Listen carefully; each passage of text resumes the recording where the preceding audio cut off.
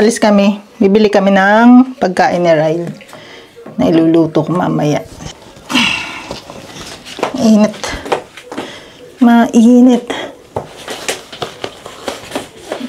Adjust na lang ako, tapos chinelas. Masyadong madumihan pa ako. Ito lang, chinelas. May mainit. Hintay ko siya dumedi, pero ayaw niyang dumedi sa akin. Busog pa yata. Maaga akong gumising mga 5 o'clock. Kasi ano ngayon ng collection ng basura. Ang dami ng basura. Yung sa labas. Nilagay ko na dun ngayon. Ngayon punta kami sa shop kasi mamaya mainit na. Yung panghakot ng basura namin, ang tawag na kalimutan ko. Napakainit. Yung basura hinakot ko kanina. Ayan, ang dami. Puno din to eh. Tsaka yan. Ayan. So, ito. Ito yung mga yung mga damo na pinag-anuhan ni Mamu. Tinabas. Twice a month. Tapos, yung diaper ni Ryle. Napakadami. 1 month. Pag may wiwi siya, pinapalitan ko na agad ng hindi ko na masyadong pinaparami, yung bang yung punong-puno kasi nga mabilis siya mag-rashes. Ayan. Isipin ko kung anong pagkain ng mabibili namin para sa kanya ngayong araw.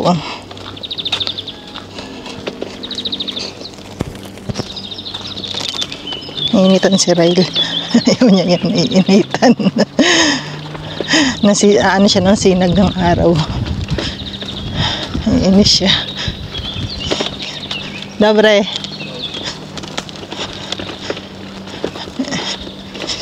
Ay. Alas 5 gumising ako, naghakot ng basura. Hinakot ko lahat. Tapos nag-breakfast na rin ako agad. Ganda ng halaman ng kapitbahay namin, Tapos pagkatapos kong kumain, ami-ami, nagising naman si Ryle. Naghahanap ng didi. Breastfeeding pa rin kasi ako. So, kumakain na si Ryle ng solid 3 times a day. Tapos, nagbe-breastfeed pa rin ako. Hindi ko siya plano pang awatin kasi nga, baby pa naman siya. Dobre. At wala rin naman akong ginagawa kundi kiray-ray lang din yung oras ko. So, wala ba sa isip ko yung awatin siya sa breastfeeding. Hanggang gusto niya pa dumedi siya.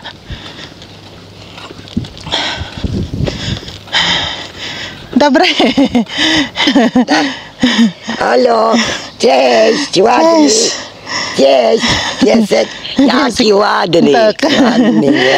Jaki ładny jesteś. Cześć, cześć. No. Cześć. Cześć, na cześć. Cześć. O, super, ładnie. Niech się zdrowo chowa, ładnie. Na spacerek idziecie. Na spacer. Do sklepu. No, do sklepu, no. Papa. Papa, yan yung kapitbahay namin na napakabait. Pero siya yung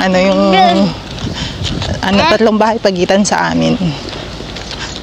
Actually, lahat naman halos ng kapitbahay na mababait. Kaya nga lang, hindi naman kasi uso dito sa Poland yung yung nangangapit bahay yung kapitbahay mo. Kanya-kanya lang din.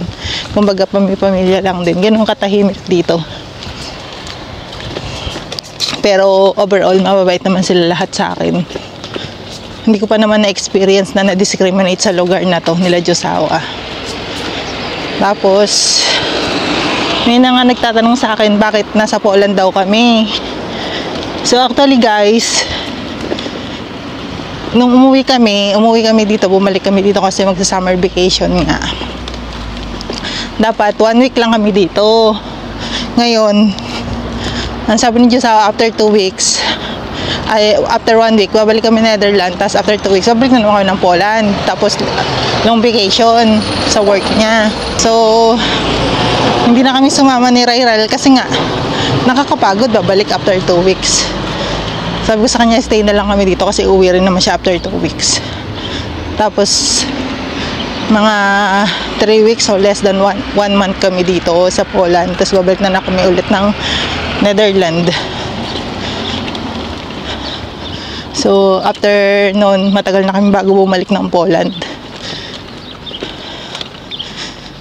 Maganda rin kasi ang summer dito sa Poland, guys. Tapos, makakain kami ng mga fresh fruit and vegetable. Diyan, Dabre. Especially si Ryle, yung mga fresh yung pagkain niya. Kaya gusto rin namin dito kahit paano summer. Ito yung isang park na tinatambayan namin na Ryle. Sa kabila yung may mga playground na bata.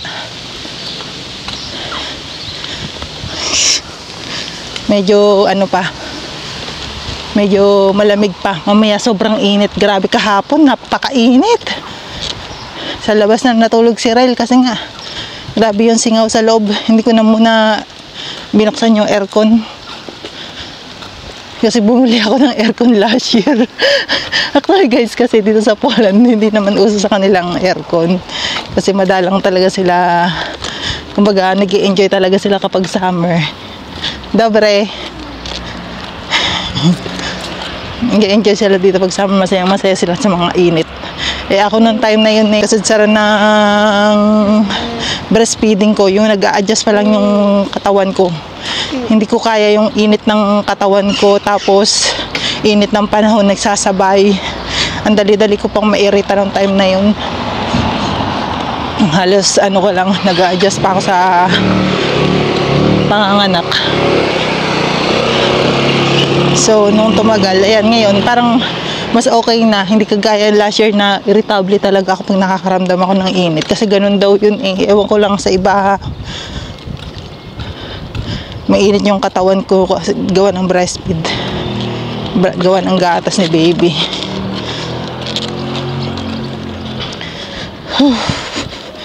Medyo malamig yung hangin.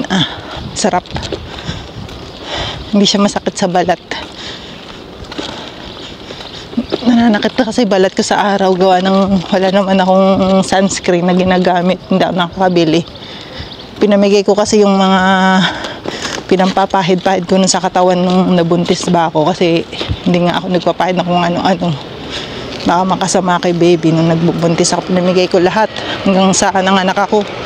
Hindi ako gumagamit. Ito na lang ako gumamit. Medyo malaki-laki na si Ryle.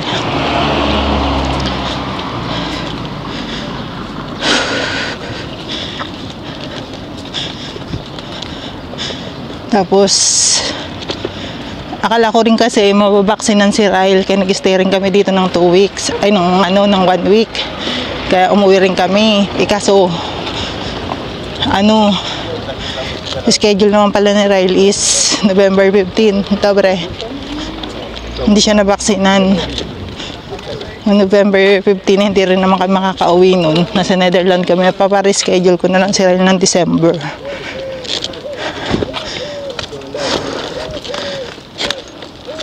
Kasi gusto ko complete vaccine si Ryle. Si Ryle. Curious na curious siya sa lahat na nakikita niya lagi. Gusto hindi nagawala. Gusto maglakad. Ang init pa naman. May time na mainit, may time na malamig yung hangin. Pero mamaya sobrang init na to. Kabili kayo ng ice cream pala. Pag every first week of the month, collection ng basura. Si mamo kasi nakikipag-unahan yan sa tapon ng basura. Kaya ang ginagawa ko, gigising ako ng maaga para ako na magtapon. Nakakahiya din kasi. Marami nagtatanong kung mabait daw ba yung biyanan ko. Gagawin ko ng vlog yan, guys. kung mabait nga ba yung biyanan ko. So, nandito na kami sa shop. Nasa kami ni Rail. Ano na lang namin dito yung ano niya. Cart. Ayan, may kamote. Bili tayong kamote. Kasi iba pang prutas. Init, grabe. Tapos na kami mamili. Oh.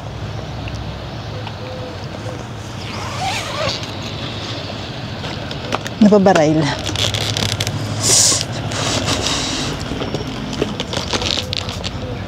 Broccoli pala sana. Broccoli pa sana pala. Yung nabili ko kay Rilo. Punong-puno yung basket namin. Tingin nga tayong ice cream. Sa shop na lang para ano, may lagay sa rep. Grabe, napakainit. Parang hindi na kami aalis mamaya. Dabre. Alabati kasi mga tao dito. Kaya hindi mo rin ang batiin.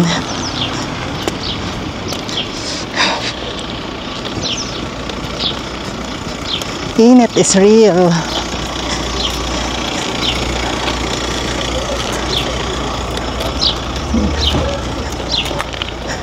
Angat na naman ang kulay ko sa mga taga rito. Ngayong summer. Kaya ano eh, vanilla ako eh. Kumbaga, kilalang na Pinay. Maraming init.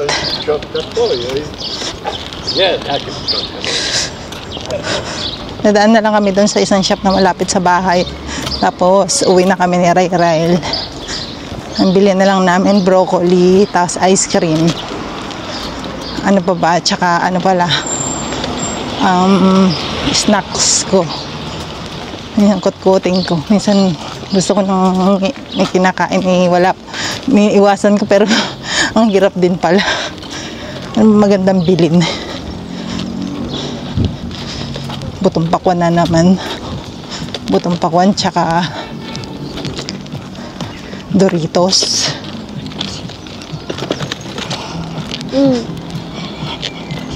Init, no, Ryle? Sobrang init. Pawisan na ako eh. Ha! Grabe. Parang nag-exercise eh. Napakainit eh. Sarap sa pakiramdam naman din kapag pinagpawisan. Ito pag ganitong kainitan yan, yung daddy ni Ryle, kung saan nag-iayayan. Kaya expected namin pag uwi niya. Kung saan na naman kayo pupunta. Sabi ng iba, bakit puro daw shopping yung vlog ko? Kasi guys, lumalabas lang naman kasi kami halos talaga ng nila Diyosawa. Sinusulit na namin. So, usually talaga yung may mga bibilin kami. Pero yung gala-gala, na yun talagang gala lang, lagi talaga may kasama na shopping yun. Pag yung normal na gala na konting oras lang, dito lang yun sa amin. Ganun. Marami naman kasi yung shopping namin kay Ryle. Ako kasi, pag may kailangan lang ako, talaga, doon lang ako bumibili. Yung talagang kailangan na kailangan. Pero yung sabihin mo na bibili ako ng basta-basta, hindi na ganun kasi marami naman akong gamit. At kung bubili man ako, hindi ko na yun inaasa kay Diyosawa kasi nga meron na akong kinikita sa sa Facebook. May bibili na ako, yun na lang binabayad ko. Tapos yung kinikita ko naman dito sa YouTube, ang nag-benefits naman yung yung nanay ko, yung family ko sa Pilipinas, binibigay ko na lang sa kanila pang grocery nila kasi hindi pa rin naman ganun kalakihan ba. Pinang-grocery nila every month. Grabe rin ang gastos ngayon sa Pilipinas, no? Hindi na rin ganun kamura talaga mga bilihin.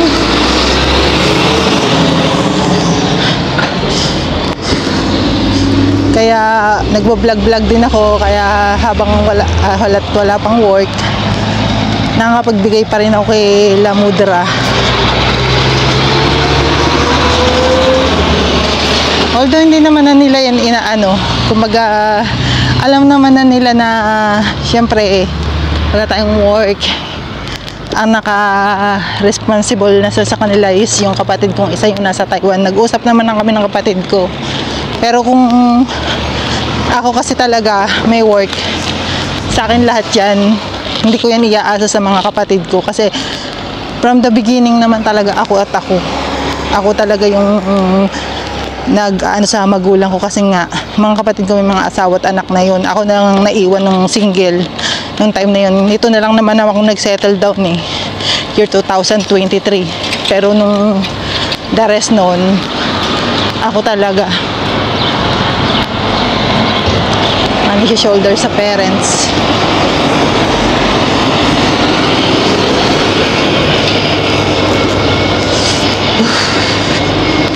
Mga kapatid ko kasi ano yun, mga maaga nag-asawa, mga nag-aaral nag-asawa na.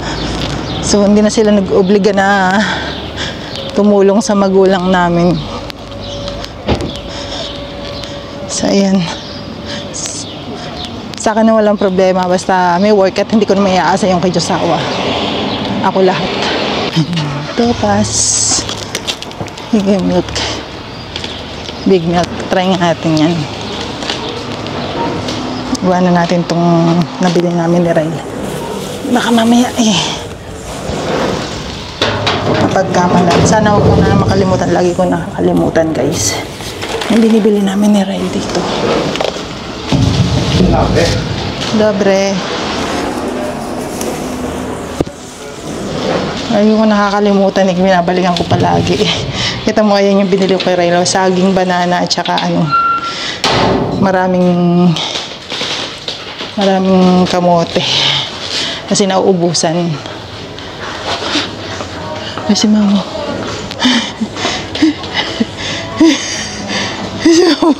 Mamo! Hoy! Mamo! Ito na! Ayun, labas niya eh.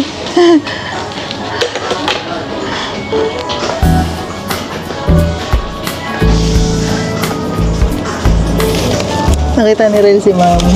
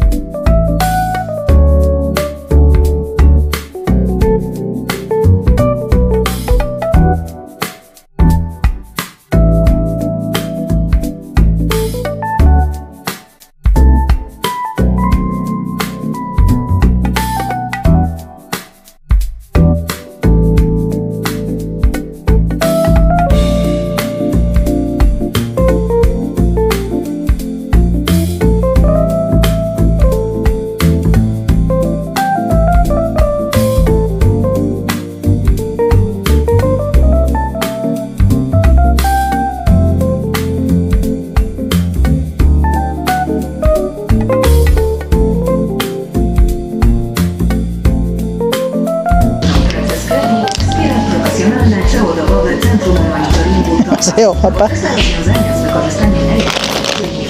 Chisibula.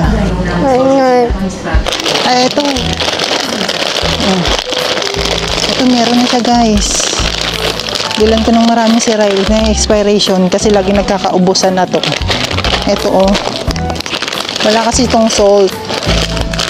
So, Nakabahan ako baka hindi na ako makabili sa expiration is 2026. Bilang ko marami si Rail. 5. Bilang ko siya na marami.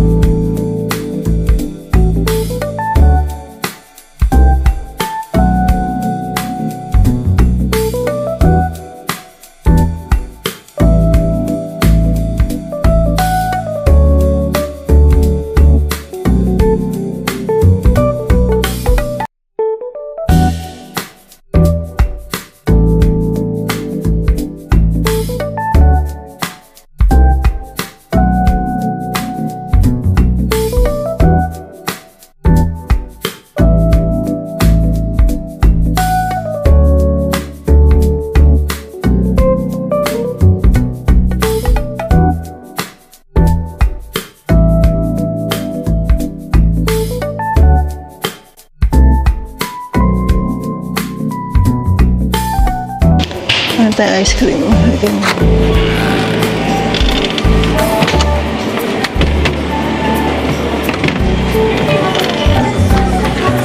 Itong mix na lang. Go din. Sit ka na dun. Napakabigat mo.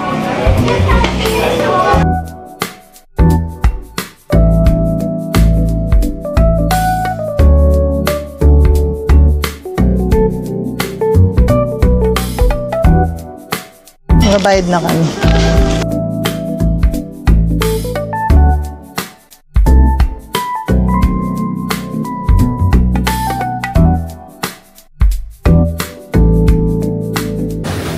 Yan, pauwi na kami ni Rail. Naka 106. Grabe gastos namin ni Rail ngayon. 82 something doon sa una, tapos dito 106. Ay bongga, huwag na tayong lalabas, Rail. Ngayon natin, anong araw ba ngayon? Friday. Check nga natin kung kailan ulit tayo lalabas. Punta ng shop para mamili ng marami.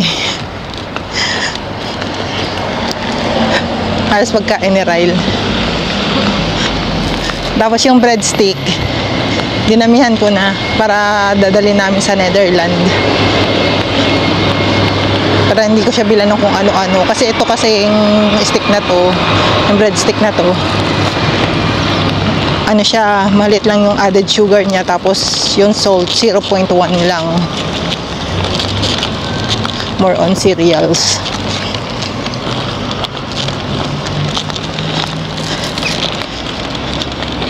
Kasi napapanood ko sa mga pedya sa YouTube, huwag daw munang pakainin ng masyadong salt ang baby. Kasi nga, masyado pang mura ang organs ng mga baby. Pero alam nyo ba guys, dito sa Poland, yung mga batang nakikita ko nandito, lahat pinapakain nila. Walang bawal-bawal. Kasi sabi ni Josawa, normal lang daw yun. So, ako naman, ayoko hanggat maaari kapag kayang iwasan, huwag muna.